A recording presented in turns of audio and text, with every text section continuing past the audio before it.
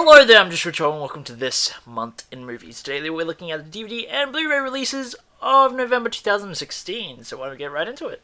Let's get to it. Okay, like I always say, these are just my thoughts and opinions and films that I recommend. Of course, there are other films that come out this month that I just don't recommend, or I haven't seen and have no interest in, or maybe I thought they were alright, but there was just too many movies to really go through them all, unless I want to make a 20-minute video. And so, why don't we get started with Star Trek Beyond? So Star Trek Beyond is obviously the latest in the reboot franchise of Star Trek, but this one is not helmed by J.J. Abrams, this one is helmed by Justin Lin. And of course you have the original cast back with a few other new members. Idris Elba plays the bad guy. And this film is definitely more Trekky. And I know that's what a lot of Star Trek fans liked about it. J.J. Abrams' Star Treks were always a bit more Star Warsy. And to an extent, there's definitely a bit of a difference.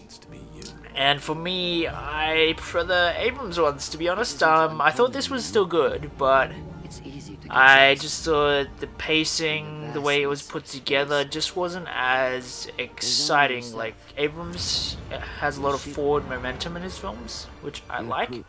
While this one didn't really. I thought the pacing in this one was a bit slow, and there was just things in it that just wasn't as exciting. And the cinematography, I wasn't really a big fan of compared to the cinematography of Abrams films. This one felt really flat and digital, which it was digital, while Abrams shoots on film, but the digitalness wasn't really the main problem. It was just a really flat looking film, and a lot of it takes part in day on planets, which just wasn't as visually interesting or exciting for me. And I actually don't mind the lens flares, to be honest, but other than that, it's still a decent movie and a pretty good blockbuster. We've had barely any good blockbusters so far this year, but Star Trek Beyond was good and fun, and I enjoy these characters enough that I'm always going to be excited to see a new story. But unfortunately, Anton Yelchin won't be in any of them, and that is incredibly sad. But it's still a good, entertaining blockbuster, and I give it 4 stars. Pardon me. He likes that scene. Also, in the first week of November 2016, we have Mustang. Now, this is a foreign film. I believe it was nominated for an Oscar this year, and I unfortunately didn't get a chance to see it, but now I do, and I'm pretty keen. I heard good things about it, and I'm looking forward to seeing it, so maybe you might be too. In the second week of November 2016, we have I Am Not a Serial Killer. Now, this is another film that I haven't seen, but I heard good things. You have Christopher Lloyd, and I forget his last name, but Max, who was the kid in Where the Wild Things Are, is also in this film. So I'm kind of interested to see it. Maybe you might be too. You're weird, man. And also in the second week of November, we have Sing Street. Now, this is a film that I really wanted to see, but unfortunately when it came out, I was busy on a couple of shoots and just didn't have time to go and see it. But I'm excited to see it now. It's home video, so maybe you might be keen to check it out too. I've gotten good reviews. It was shown at Sundance, and so I mean, there's a lot of reasons to go watch it. So might as well. Not exactly the Beatles, is it? Now for week 3 of November, we have Finding Dory. And of course, this one's about finding Dory, who begins to remember things from her past. You know how she has a memory problem, of course. And it's a good movie. It's not a great film, and it's not as good as the first one. But I do like its look at people with disabilities. And the way it handles it is really, really fantastic. And there's nice moments, nice characters, there's a lot of fun to be had in it. It's not amazing, but it's still a really good film with something important to say, and something that we always need to make sure we look at when dealing with people with disabilities, because just because they are challenged in one way, doesn't mean they can't be special in another. And it's a good film for kids and family, and it's decently paced too, so I gave it 4 stars when I saw it. Now for something a bit more R-rated, we have Sausage Party. It is a good film, but it's a good film with a lot of problems. particularly the pacing of this film. This film is not well paced at all, and I think I have a few issues with it because it is really definitely like this movie should have been rated R, not MA in Australia.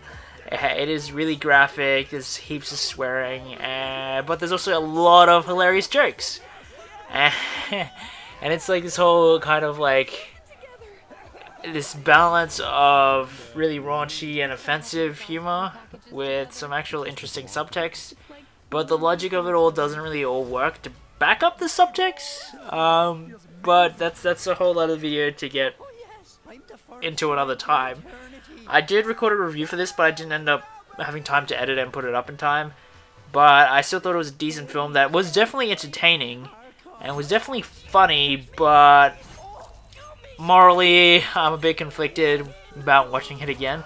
But I'm going to go ahead and give it 3 stars. It has a lot of problems, but it also has a lot of entertainment value as well. So this of course is from the mind of Seth Rogen and Evan Goldberg, and it is definitely a crazy film that is shocking to watch and just like really unpredictable, which I kind of liked about it. But also, yeah, be wary as well. This film definitely should have an R rating. It is pretty crazy and full on. Hey! I'm gonna fix you. I'm gonna fix this. Also in the 3rd week of November we have Down Under. Now, this is an Australian black comedy set in the aftermath of the Cronulla riots. And it's a film that unfortunately I missed because when it came out I had been in a car accident and I couldn't really go anywhere. So I missed the chance of seeing it in cinemas, but I heard a lot of good things and it looks really entertaining, while also kind of like the social commentary of it all is very interesting and important. So I'm really keen to check it out. I heard good things from friends that saw it, and I'm really excited to see it, and now I can this month, so I'm looking forward to seeing it. Maybe you might be too. Dad knows to kill him. Ned wouldn't stand for all these lebo cocks bringing their grease here from other countries.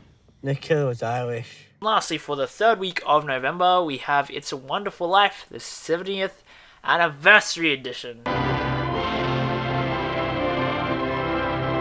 This, of course, needs no introduction. It's a classic Christmas movie and just a fantastic movie in general. And there's a lot to love about it. Jimmy Stewart is fantastic. It's well acted, well written, well shot in black and white cinematography.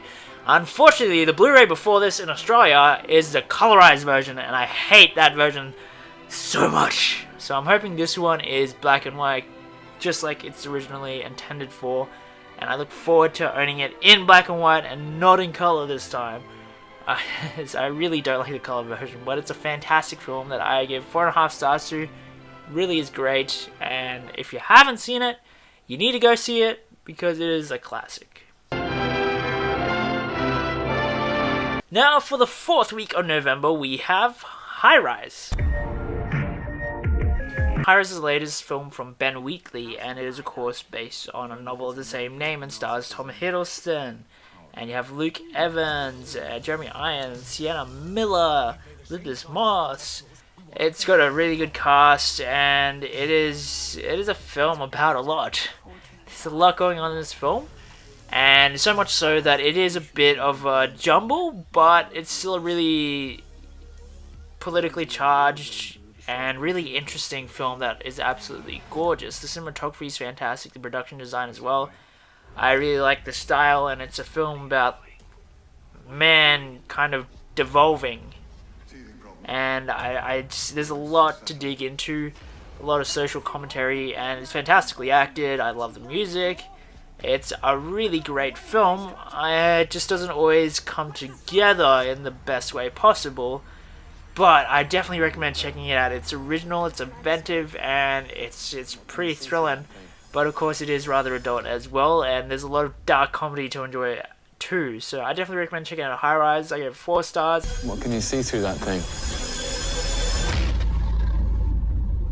The future. Also in the 4th week of November, we have The Beatles, 8 Days a Week, the touring years. This Which one are you? of course is a documentary about the Beatles touring years, and I absolutely love the Beatles. Unfortunately, I didn't get a chance to see this in cinemas, but now I can see it, and I'm looking forward to it. I love the Beatles. Love, love, love the Beatles. And so I'm looking forward to seeing anything about them, really. They're just fantastic musicians. and interesting ones too. So if you like the Beatles, here we go. Eric, here is the American public. I'm John. You're John. It's only a joke. And lastly, for the 4th week of November, we have Love and Friendship. This, of course, is a Jane Austen adaptation and stars Kate Beckinsale and Chloe Sevigny. Directed by Whit Stillman. I've heard good things about it. Unfortunately, it wasn't really showing in any cinemas around my area for that long, and I just didn't have a chance to see it. And also, it was a bit after my car accident too.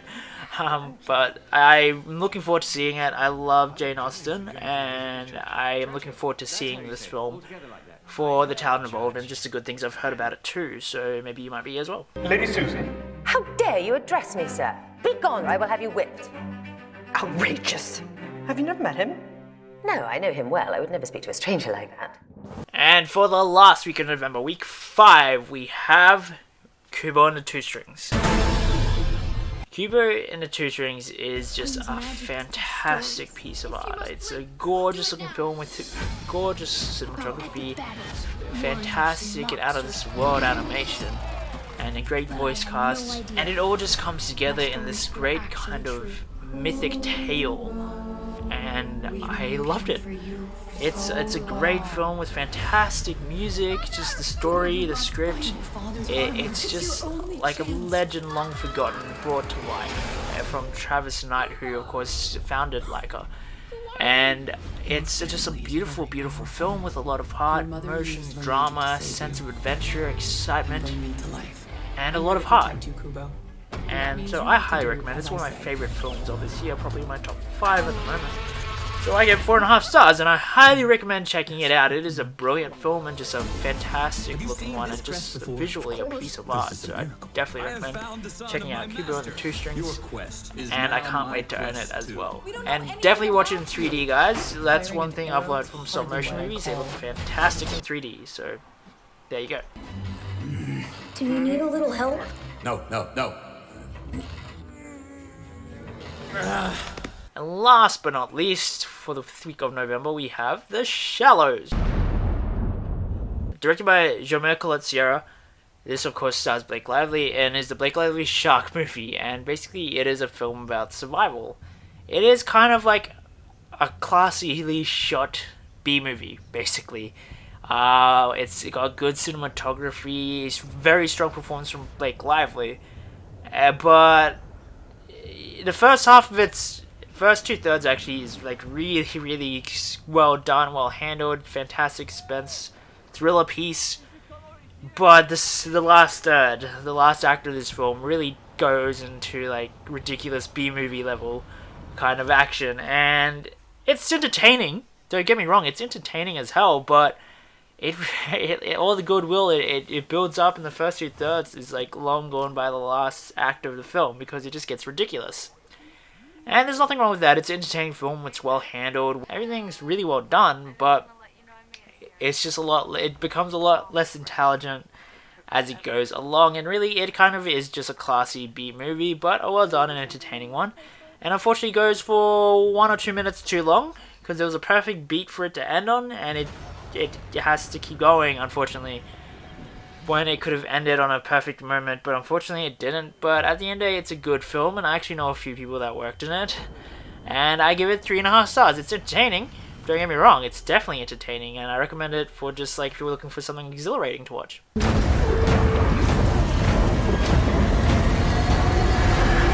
So that's all the time we have for today. If you have any thoughts on the films I talked about, or have seen any that I didn't mention and want to talk about them, feel free to comment below. My Facebook page, like that, comment there, follow me on Twitter, and don't forget to subscribe. But like I say, these are just my thoughts and opinions on films that I recommend. Of course, there are other films coming out this month, and maybe you don't like any of these films, feel free to mention that in the comments below as well. But anyway, I'm just Rich Hall. This has been This Month in Movies, and just get out there and watch good movies.